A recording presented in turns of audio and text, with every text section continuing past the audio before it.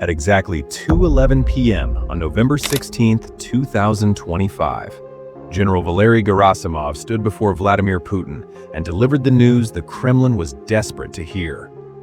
The cameras zoomed in. The red light blinked on. "Sir," Gerasimov declared, his voice steady, "the city of Kupiansk is liberated. It is completely under our control." Putin, dressed in fresh military fatigues for the cameras, leaned forward. He asked the question that would seal the lie in the history books. "So, it's over?" "Yes, sir," Gerasimov lied without blinking. "Exactly." To the millions watching state TV, the map had turned red. But 450 miles away, in the freezing mud of the Oskil River, the reality was violently different. Kupiansk had not fallen. It had become a trap. And inside the city center, the radio operator of the Russian 25th Motor Rifle Brigade wasn't celebrating. He was screaming into a dead microphone for ammo that would never arrive. To understand the magnitude of this lie, we must rewind the clock. According to the Institute for the Study of War, the obsession with Kupiansk began in September 2023. This city is not just a collection of buildings. It is a vital railway hub, the logistical spine of the entire Eastern Front. Russia held it once, in the first weeks of the invasion, only to lose it in a humiliating Ukrainian lightning offensive. Since then, reclaiming it has become a matter of personal honor for the Kremlin. For 20 months, Russia threw everything they had at this city. They spent thousands of soldiers. They burned through countless armored columns. They turned the forests around the city into a lunar landscape of craters and splintered trees. Yet, despite the overwhelming firepower, despite the meat wave tactics, they failed to encircle Kharkiv. They failed to secure the bridgehead. So, when the military reality became too difficult to accept, the Kremlin decided to change the reality. If they couldn't capture the city with tanks, they would capture it with a press release. The lie was bold, but it was fragile. Almost immediately, the Kyiv Post and independent observation groups flagged the inconsistency. Eyewitnesses on the ground reported intense fighting, but certainly not a Russian occupation. Even pro-Russian military bloggers, usually the cheerleaders of the war, were hesitant to echo the Kremlin's claim. But Putin doubled down. As reported by Le Monde on December 3rd, the Kremlin launched a psychological operation. They sent formal invitations to international journalists. "Come and see," they said. "Come to Russian Kupiansk." It was a high-stakes bluff. The invitation was real, but the logistics were a mirage. The Kremlin never facilitated the entry. They couldn't, because taking cameras into the city center would have meant filming Ukrainian flags flying over the administrative buildings. It would have exposed the entire farce to the world. The Kremlin expected the world to simply accept their version of events, in the absence of contrary footage. But there was one man who decided to accept the challenge. He was the last man Vladimir Putin expected to show up in a Russian-controlled city. President Volodymyr Zelensky. He didn't come with a division of tanks. He came with a smartphone and a small security detail. On a gray, overcast day, Zelensky stood next to the bullet-riddled concrete sign that reads, "Welcome to Kupiansk." According to geolocation data verified by Le Monde, the Ukrainian president was standing just 1.7 miles from the central square. He was wearing body armor. In the background, the dull thud of artillery provided the soundtrack. "The Russians kept talking about Kupiansk," Zelensky said, looking directly into the lens, addressing the man in the Kremlin. "The truth reveals itself. I visited our soldiers and congratulated them. Thanks to every warrior." This was a massive risk. Zelensky was standing in a kill zone. He was well within range of Russian FPV drones and loitering munitions.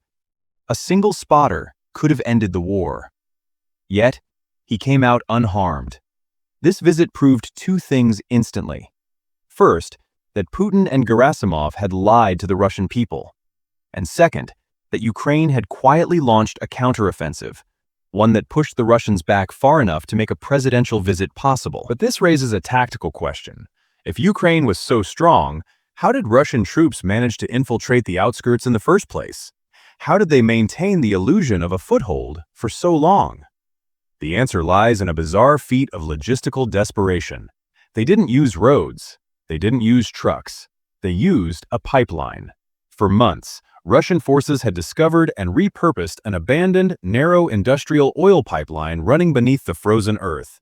It was a claustrophobic steel artery, barely wide enough for a man to crawl through with his kit. While Ukrainian drones patrolled the skies, hunting for heat signatures on the roads, Russian troops were moving underground, like rats in a sewer. They used this pipeline to smuggle ammunition, food, and reinforcements behind the Ukrainian forward lines. It was their secret back door.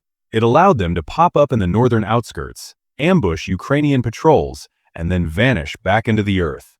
This tunnel war was the only reason they could sustain a presence near the city, but a secret only works until it is found.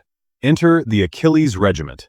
On December 13th, Defense Express reported the end of the Rat Run. The Achilles team identified the pipeline's entry points. They mapped its trajectory. They calculated the structural integrity of the steel. Then, they rigged it. They didn't use a grenade. They didn't use a satchel charge. They used 2 tons of high explosives. Impact. The explosion was seismic. It didn't just collapse the tunnel, it erased the logistical spine of the Russian offensive. The shockwave traveled down the pipe, buckling the steel, burying the supplies, and sealing the route forever. The supply line was severed. The ammunition stopped flowing, the food stopped coming. And the Russian soldiers who had used that pipeline to infiltrate the city, they were no longer an advance guard. They were hostages. On December 11th, the trap finally snapped shut.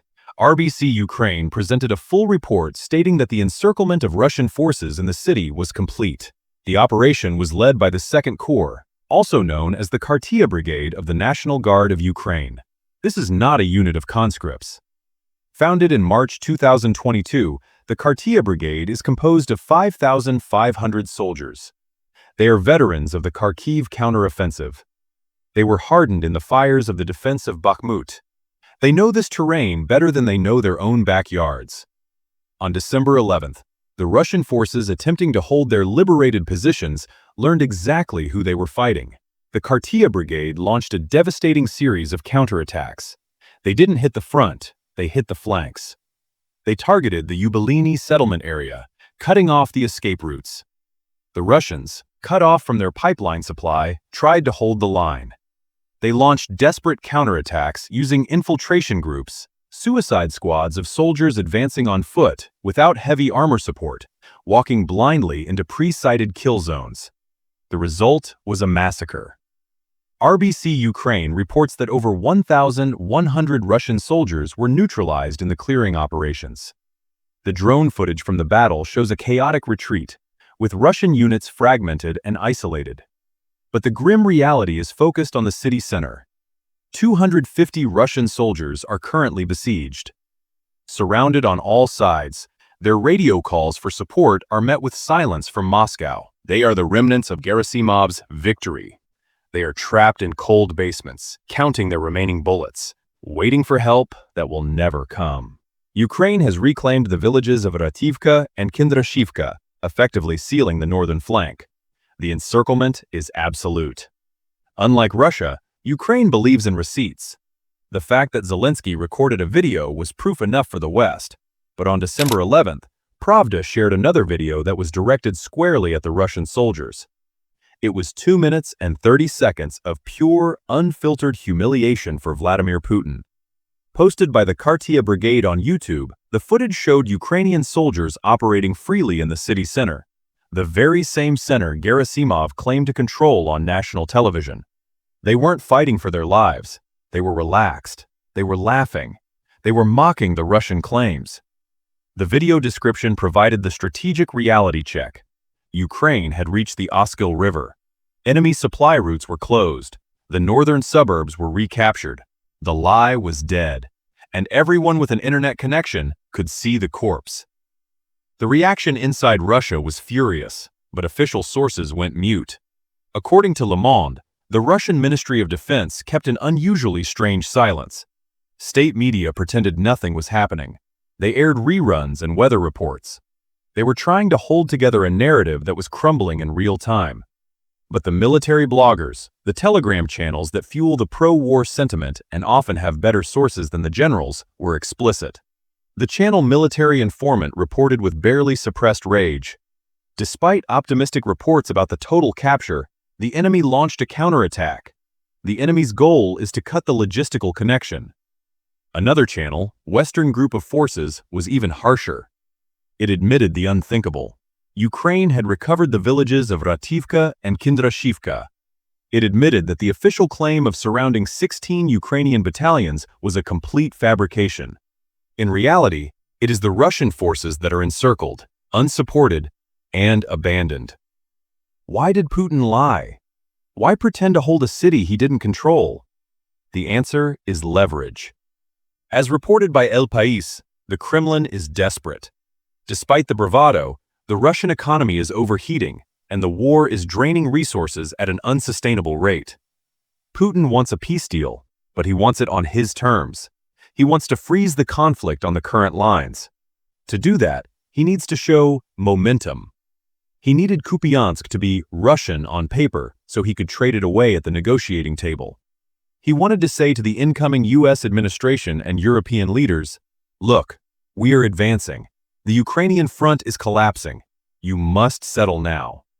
He specifically warned, if Kyiv does not want to discuss President Trump's offer, what is happening in Kupiansk will inevitably happen in other key sectors. This was a brazen attempt to use a fake victory as a bargaining chip. But Ukraine's counteroffensive didn't just retake land, it destroyed that leverage. By liberating Kupiansk, Ukraine proved that the Russian army is not advancing, it is stalling.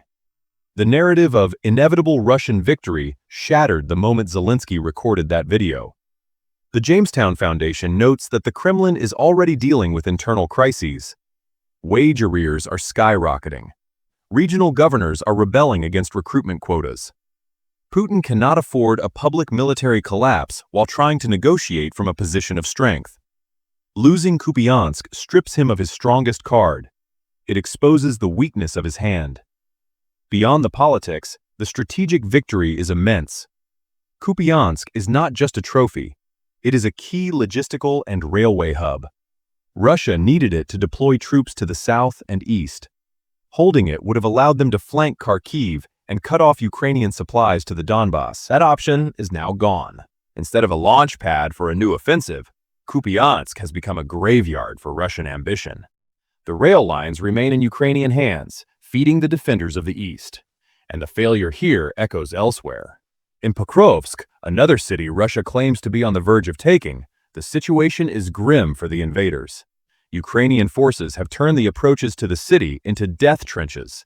Wave after wave of Russian infantry is being broken against the Ukrainian defenses.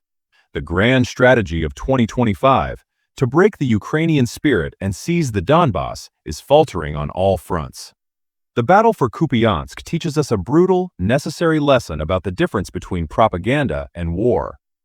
You can draw lines on a map in a warm TV studio in Moscow. You can wear fatigues and declare victory to the cameras. You can lie to your people. But on the ground, war is physics. It is logistics.